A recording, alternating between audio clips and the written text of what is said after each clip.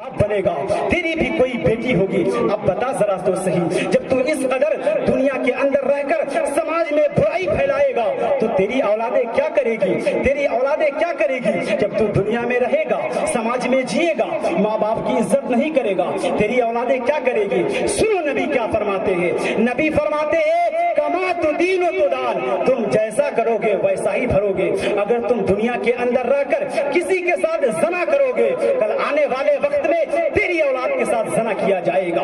आज तुम अपनी माँ बाप की कदर नहीं करोगे, आने वाले वक्तों में तुम भी किसी के माँ और बाप बनोगे, फिर तेरी औलादें तुझे जूती मारकर घर से बाहर निकालेगी। बता उस वक्त तू कहाँ जाएगा? उस वक्त तू समाज में क्या मुंह दिखाएगा?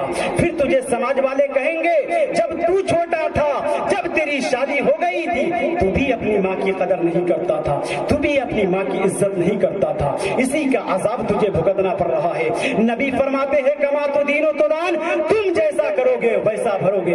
आज तुम माओ की इज्जत नहीं करते, आज माओ की कदर नहीं करते हो। इसलिए आसिफ रजा आपको बताना चाहेगा, इस समाज के अंदर जब भी जीना, समाज में जब भी रहना, तो अपनी इज्जत को भी इज्जत समझना, दूसरों की भी इज्जत को इज्जत समझना, और इज्जत और आबरू की इज्जत की हिफाजत करना। साहब जरा गौर से सुनिएगा, नबी अलैहिस्सलातु वस्सलाम ने हमें बहुत सारी चीजें बताई है, हर चीज का जिक्र कुरान और हदीस में मिलेगा। आपको तो कोई परेशान होने की बात नहीं है कि हमें ये मालूम नहीं, वो मालूम नहीं। अल्लाह का शुक्र है कि आपके मोहल्ले में आलिम दीन मौजूद है, दो इमाम मौजूद है, फिर भी हम गुमराही के दलदल में फंसे हुए हैं, फिर भी हम नमाजों से दूर हो रहे हैं। आपको मालूम है साहब, आज सोशल मीडिया पर क्या चल रहा है? सोशल मीडिया पर गैर मुस्लिम कह रहे हैं, गैर कौम ये कह रही है, मुसलमानों की मस्जिद में अजान बंद कर दी जाए, मुसलमानों की मस्जिदों में फजर और इशा के अंदर अजान बंद हो जाए, क्योंकि मुसलमान लोग नमाज नहीं पढ़ते हैं। 2-4 लोग फजर में आते हैं, मोबाइल का जमाना है, अलार्म लगाकर काम चला लेंगे। क्या जरूरत है सारे लोगों की, मोहल्ले वाले की नींद में खलल डालने की? ये बातें चल रही है। इस बात का जिम्मेदार कौन है? इस बात का जिम्मेदार नौजवान है। सिर्फ नौजवानों की सोचने की जरूरत है। इस बात को नौजवान को अपने ज़हन में बसाना है।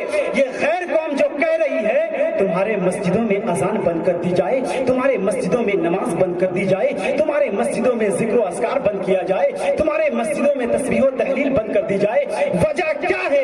क्योंकि नौजवान को देखता है इस्लाम के अंदर शराब हराम है, मुस्लिम कौम का नौजवान शराब पीता है। इस्लाम के अंदर नाच गाना हराम है, मुस्लिम कौम के शहजादे और शहजादियां डीजे पर नाच रही है, मुस्लिम कौम के नौजवान अय्याशियां कर रहे हैं। मुसलमानों अब जरा गौर से सुनो, गैर कौम तुझ पर इसलिए हमला हो रहे हैं और मुस्लिम इसलिए दबाए जा रहे हैं। जरा मेरी बात को गौर से सुनिएगा, सीने पर हाथ रखकर सोचिएगा। आसिफ रजा ने जो बात किया है, कोई हवाई फायरिंग तो करके नहीं गया है। क्या समाज के अंदर वाकई ये बुराई है कि नहीं है? सीने पर हाथ रखकर सोचकर और इस बुराई को नौजवानों की जिम्मेदारी के खत्म करे। और कल से मैं ये भी देखूंगा कि कितने लोग मस्जिद में आते हैं, इसलिए कि तकरीर सिर्फ इसलिए नहीं होती है, लोग आएंगे 2-4 घंटे बैठकर चले जाएंगे। तकरीरें इसलिए होती है कि मर्द आएंगे तो सीरत मुस्तफा सीख कर जाएंगे, और औरतें आएगी तो किरदार फातिमा तो जहरा से। मजलिसें इसलिए लगती है, आप क्या समझते हैं हम नहीं जाएंगे मिलाद में? लोग देखेंगे तो क्या कहेंगे? लोग समझेंगे सिर्फ नाच गाने में जाता है, मिलाद में नहीं जाता है। साहब जरूरत नाच गाने की नहीं, जरूरत ज्यादा है मजलिसों में आने की। हमें उतनी तालीम नहीं है, उतनी तालीम और तरबियत नहीं है कि हम अपने आप कोई काम कर सके। आज तो कुछ लोगों को नमाज पढ़ने का भी तरीका मालूम नहीं है, फिर भी वो इमाम से मुलाकात नहीं करते हैं, फिर भी वो आलिमों की सोबत में नहीं बैठते हैं। कहते आलिमों की सोबत में बैठ गए, हो सकता है कहेगा शराब नहीं पियो, हो सकता है कहेगा कि गुनाह न करो, इसीलिए उसकी सोहबत में बैठने से क्या फायदा? हम जैसे हैं वैसा ही सही है। यार तेरी गलत फहमी है, एक दिन जवानी तेरी ढल जाएगी।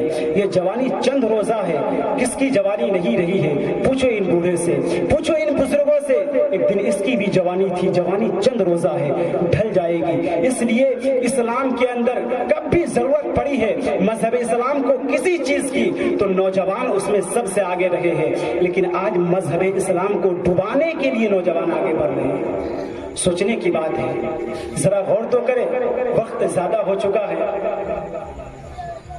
इसलिए मैं अपने चंद اس مختصر سے پیغام کو آپ سن لیے ہیں تو کوشش یہ کیجیے گا کہ عمل کریں۔